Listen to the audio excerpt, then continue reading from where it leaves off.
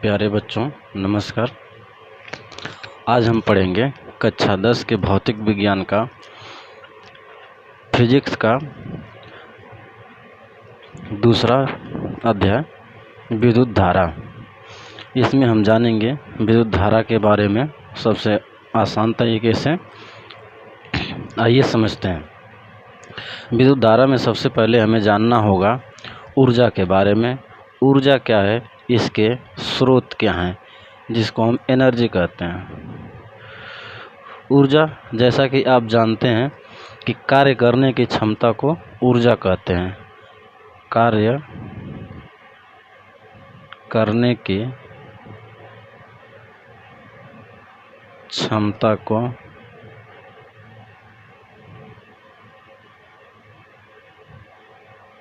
ऊर्जा कहते हैं। ऊर्जा जो है हमें कई रूपों में मिलती है, लेकिन अगर ये कहा जाए कि ऊर्जा का सबसे बड़ा स्रोत क्या है, तो ऊर्जा का सबसे बड़ा स्रोत जो है वो सूर्य है। ऊर्जा का सबसे बड़ा स्रोत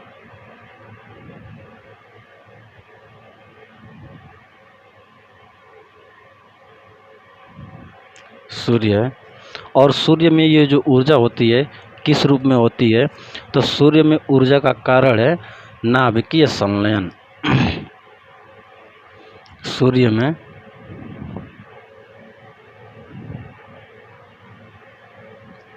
ऊर्जा का कारण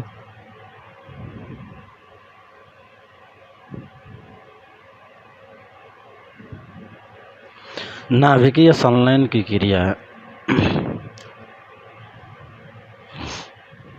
नाभिकीय संलयन की क्रिया है। आप देखेंगे कि ऊर्जा जो है हमें कई रूपों में मिलती है। एक तो सूर्य सबसे बड़ा स्रोत है। और भी देखेंगे तो हमें सेल से भी ऊर्जा मिलती है, बैटरी से भी ऊर्जा मिलती है, पवन चक्की से भी हमें ऊर्जा मिलती है, टरबाइन इससे भी मिलता है। फिर सोलर सेल जो होता है, सौर सेल, इससे भी हमको ऊर्जा मिलती है। तो ये सब बहुत सारे हमारे जो हैं ऊर्जा के उदाहरण हैं, जिसमें से आप जानेंगे और इनके बारे में अच्छे से कि सेल या बैटरी से जो हमें ऊर्जा मिलती है उसको हम रासायनिक ऊर्जा कहते हैं। पवन चक्की से जो हमें ऊर्जा मिलेगी वो हमें यांत्रिक ऊर्जा मिलेगी, वहाँ से हमें विद्युत ऊर्जा मिल जाएगी। और सौर सेल जो है ये प्रकाश ऊर्जा पर कार्य करता है, जो प्रकाश ऊर्जा को विद्युत ऊर्जा में बदलता है। इसके बाद आगे अब हम जानेंगे और भी कुछ, जैसा कि अब आपका यहाँ से मेन चैप्टर शुरू होता है आवेश के बारे में। आवेश किसे कहते हैं? आवेश, जिसको इंग्लिश में कहते हैं चार्ज।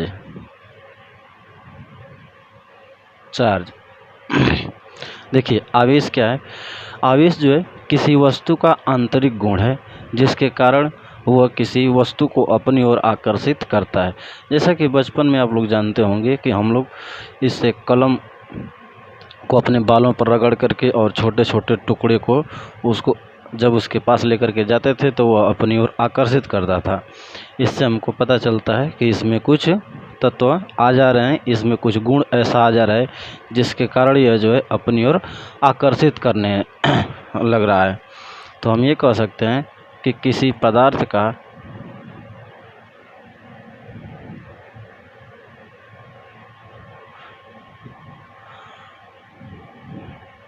वो गुण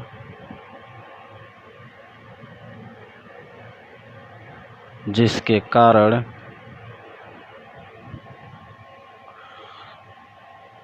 कोई पदार्थ अपने से हल्के पदार्थ को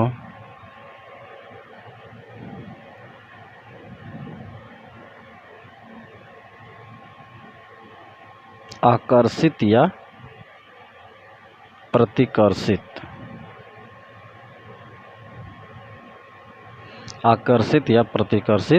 करता है। आवेश जो है किसी भी वस्तु का आंतरिक गुण है, जिसके कारण कोई भी पदार्थ जब उसके पास आएगा तो या तो उसको और अपनी ओर खींचेगा या उसको प्रतिकर्षित करेगा। तो यहाँ देखिए आकर्षित और प्रतिकर्षित ये दो शब्द आए हैं। इससे हमें ये पता चलता है कि आवेश जो है वो दो प्रकार के होते हैं। आवेश दो प्रकार के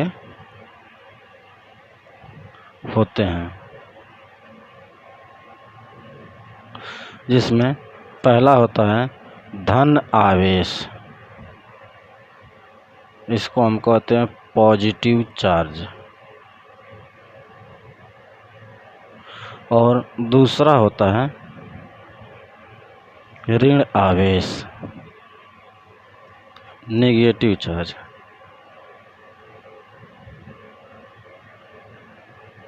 नेगेटिव चार्ज। धन आवेश क्या है? धन आवेश जो है प्रोटॉन को बताता है और ऋण आवेश जो है इलेक्ट्रॉन को बताता है। ठीक है, इलेक्ट्रॉन पर और प्रोटॉन पर दोनों पर समान मात्रा में आवेश होते हैं, लेकिन विपरीत प्रकार के होते हैं। दोनों पर आवेश की जो मात्रा होती है 1.6 × 10⁻⁻19 कूलाम। अब यहाँ देखिए कूलाम एक नया शब्द आया है। ये कूलाम जो है आवेश का मात्रक है। आवेश को हम किस में मापते हैं? तो कूलाम में मापते हैं। तो आवेश का मात्रक हो गया कूलाम। इलेक्ट्रॉन पर आवेश 1.6 × 10⁻⁻19 कूलाम ऋण आवेश हो गया, और जबकि प्रोटॉन पर 1.6 × 10⁻⁻19 कूलाम ऋण आवेश हो गया।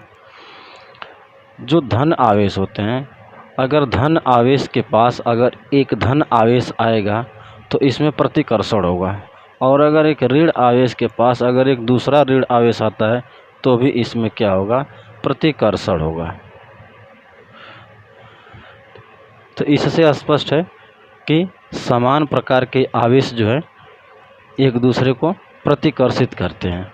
वही अगर एक धन आवेश के पास एक ऋण आवेश आए या एक ऋण आवेश के पास एक धन आवेश आए तो ये एक दूसरे को आकर्षित करेंगे, एक दूसरे को आकर्षित करेंगे।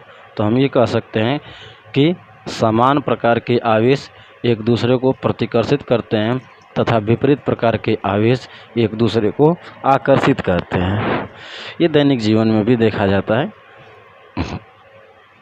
ठीक है, तो ये जो हो गया आवेश हो गया।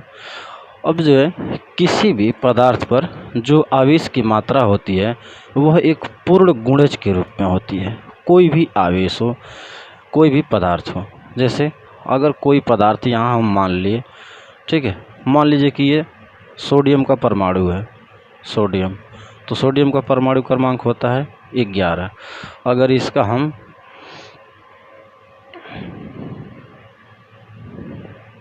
इलेक्ट्रॉनिक विन्यास देखेंगे तो होगा इस प्रकार से 2, 8 और 1। तो इसमें जो है इसके बाहरी कक्षा में एक इलेक्ट्रॉन मिला। जैसे कि कॉपर देखेंगे तो कॉपर का होता है 29, 2, 8, 18 और 1। इसमें भी तो किसी में 1, किसी में 2, किसी में 3, इस तरह से आवेश जो है रहते हैं। तो किसी भी पदार्थ में जो आवेश की मात्रा होती है वह एक पूर्ण गुणज के रूप में होती है, जिसको हम कहते हैं आवेश का क्वांटीकरण। आवेश का क्वांटीकरण, क्वांटम थ्योरी इसको कहा जाता है कि किसी भी पदार्थ पर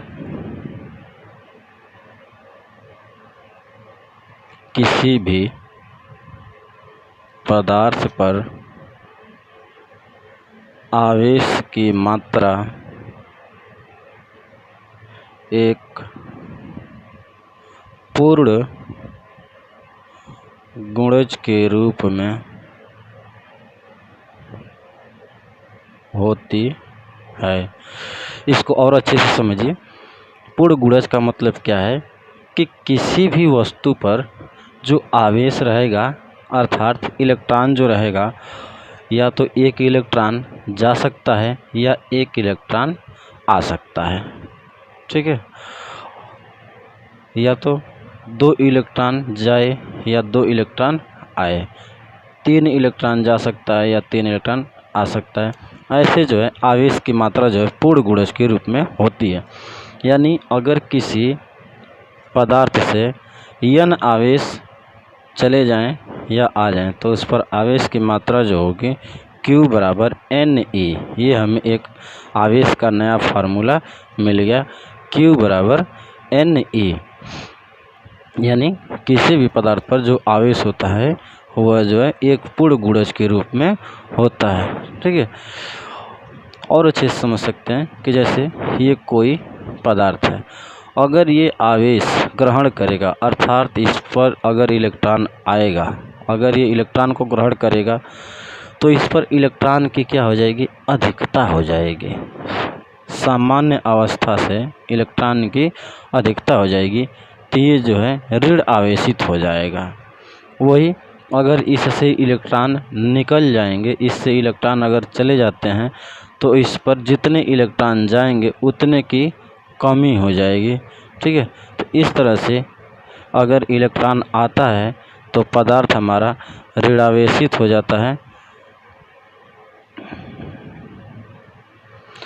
और अगर इलेक्ट्रॉन चला जाता है तो कमी होगी और पदार्थ हमारा धनावेशित हो जाता है। तो यहाँ से बहुत अच्छे सवाल बनते हैं कि एक परमाणु पर 4 इलेक्ट्रॉन आ जाते हैं तो उस पर सामान्य अवस्था से कितने आवेश होंगे। तो सवाल है कि 4 इलेक्ट्रॉन जो है आ जाते हैं, यानी n की संख्या 4 हो गई, 4 इलेक्ट्रॉन आ जाते हैं। तो 4 आ जाते हैं तो हमें आवेश निकालना है। तो 4 से हम, और 1 इलेक्ट्रॉन पर आवेश होता है 1.6 × 10⁻⁻19 कूलाम। तो यहाँ से कर देंगे तो आ जाएगा 6.4 × 10⁻⁻19 कूलाम।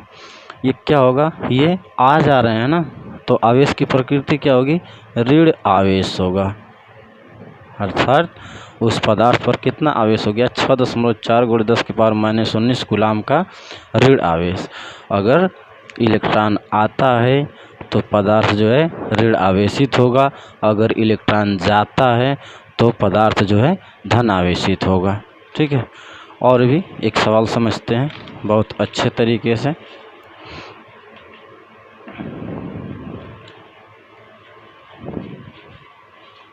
ठीक है, देखिए सवाल ये है कि किसी पदार्थ पर सामान्य अवस्था से 3 इलेक्ट्रॉनों की कमी है, 3 इलेक्ट्रॉनों की कमी है, तो उस पर आवेश की मात्रा बताइए कि कितनी होगी। तो यहाँ संख्या दे रहा है कितना, 3। आवेश की कितने इलेक्ट्रॉन चले गए हैं, 3 इलेक्ट्रॉन चले गए हैं, 3 आवेश की कमी है। तो यहाँ कमी है तो हम यहाँ एक जवाब हम दे सकते हैं कि इस पर आवेश की जो प्रकृति होगी वह कैसी होगी, धन आवेश होगी। क्योंकि इलेक्ट्रॉन जो है चला गया, इलेक्ट्रॉन अगर चला जाता है तो इलेक्ट्रॉन की कमी हो जाती है, जिसके कारण पदार्थ जो है धनावेशित हो जाएगा। अगर पूछा जाए कि उस पर आवेश की मात्रा कितनी रहेगी, उस पर आवेश कितना हो गया, उस पर प्लस चार्ज कितना हो गया, तो हम निकालेंगे Q बराबर Ne से। n की संख्या दिया है 3 और E का मान होता है 1.6 × 10⁻⁻19 आ जाएगा 4.8 × 10⁻⁻19 कूलाम। ये कैसा आवेश हो गया, धन आवेश हो गया, धन आवेश। ठीक है, इस पर एक और सवाल समझेंगे कि एक पदार्थ पर जो आवेश है वो है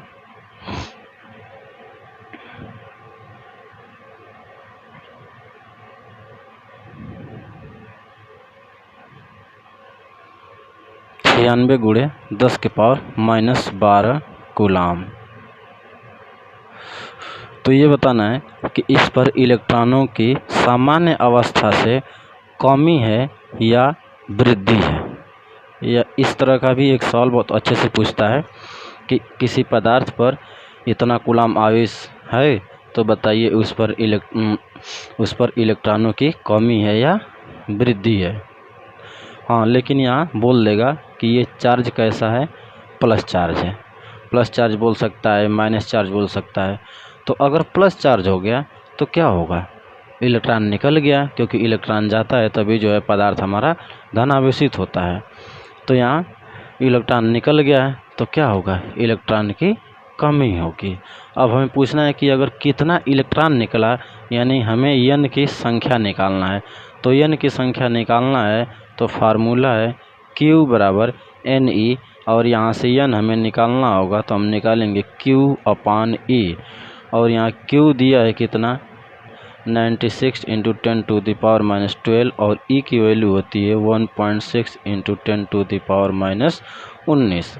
तो यहाँ से अगर हम इसको काटेंगे तो 16 छक्का 96, 60 आएगा, और ये ऊपर जा कर के हो जाएगा 10 के पावर कितना, 7। यानी हम इसको लिख सकते हैं 6 × 10 के पावर 8 इलेक्ट्रॉन। देख रहे हैं, बहुत ज़्यादा हो गया।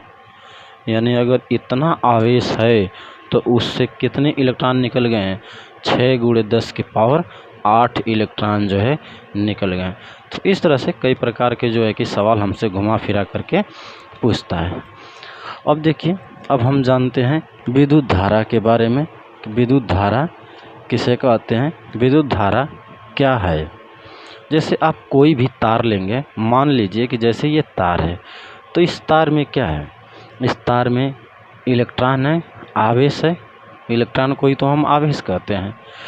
तो इनको चलाना है, अगर इलेक्ट्रॉन चलेगा तब जो है विद्युत धारा का प्रवाह होगा, और अगर इलेक्ट्रॉन रुका है तो उसको हम केवल और केवल कहेंगे कि स्थिर आवेश है। और जब हम उसी को मोशन में ला देंगे, गति में ला देंगे, तो आवेश जो है गतिशील हो जाएगा, और गतिशील आवेश जो है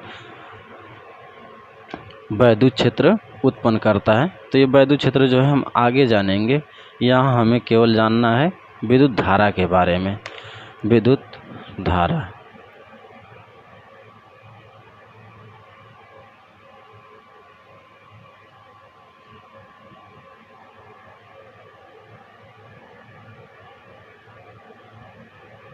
विद्युत धारा, विद्युत धारा किसको अभी बताए हैं कि आवेश के प्रवाह को ही हम क्या कहते हैं, विद्युत धारा।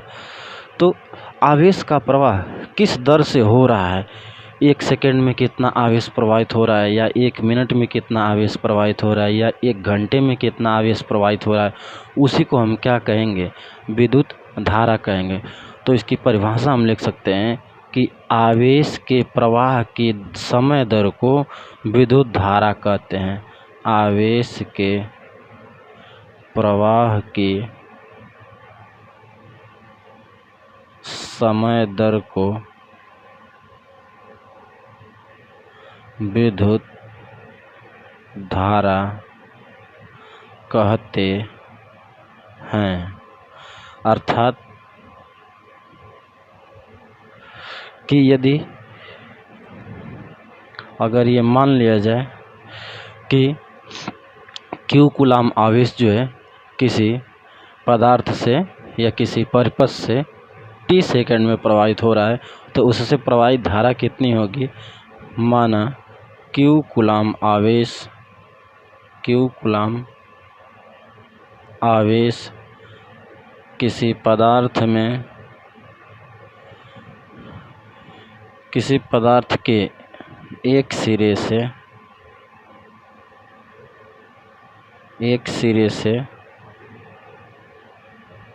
दूसरे सिरे तक, एक सिरे से दूसरे सिरे तक t सेकंड में, कितने समय में, t सेकंड में प्रवाहित होता है, प्रवाहित होता है। तो प्रवाहित धारा कितनी होगी, तो प्रवाहित धारा होगी I बराबर Q/T। धारा बराबर होगा आवेश बटे में समय। तो यहाँ हम मात्रक निकाल सकते हैं। आवेश का मात्रक होता है कूलाम और समय का मात्रक होता है सेकंड, या इसी को हम कहते हैं एम्पियर। इसी को हम कहते हैं एम्पियर, और इसको दिखाते हैं हम ऐसे। ए से दिखाते हैं धारा को। इसको जो है आप एंगस्ट्रॉम मत समझिएगा, ये एम्पियर है। विद्युत धारा का मात्रक जो होता है एम्पियर में। धारा को हम किस में नापते हैं? एम्पियर में नापते हैं। पूछा जाए कि धारा मापने का यंत्र क्या होता है, तो हम एमीटर की सहायता से जो है कि धारा को मापते हैं। एमीटर की सहायता से हम धारा को नापते हैं और किस में मापते हैं? एम्पियर में मापते हैं। यहाँ से भी अच्छे खासे सवाल बनते हैं कि यदि किसी, देखिए आपको सवाल हम बताते हैं कि यदि किसी परिपथ में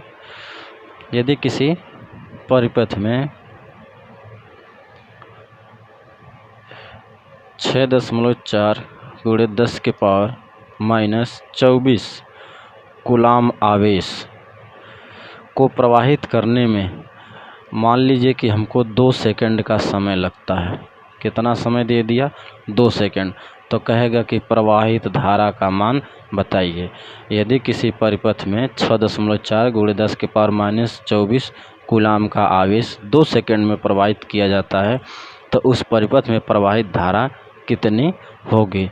तो प्रवाहित धारा के लिए हम इसका सॉल्यूशन कैसे निकालेंगे? सॉल्यूशन इस प्रकार से होगा, I = Q/T। कितना आवेश प्रवाहित हो रहा है? 6.4 × 10⁻⁻24। कितने समय में? 2 सेकंड में। तो यहाँ 2 से हम डिवाइड कर देंगे और इसको काट देंगे, तो 3.2 × 10⁻⁻24 एम्पियर। या तो ए लिख सकते हैं या नहीं तो हिंदी में हम एम्पियर लिख सकते हैं। इस तरह से जो है कि हमें एम्पियर अर्थात धारा हमें मिल सकती है। और कैसे सवाल पूछता है कि किसी परिपथ से जो है 4 इलेक्ट्रॉन प्रति सेकंड प्रवाहित किए जाते हैं। 4 इलेक्ट्रॉन प्रति सेकंड प्रवाहित किए जाते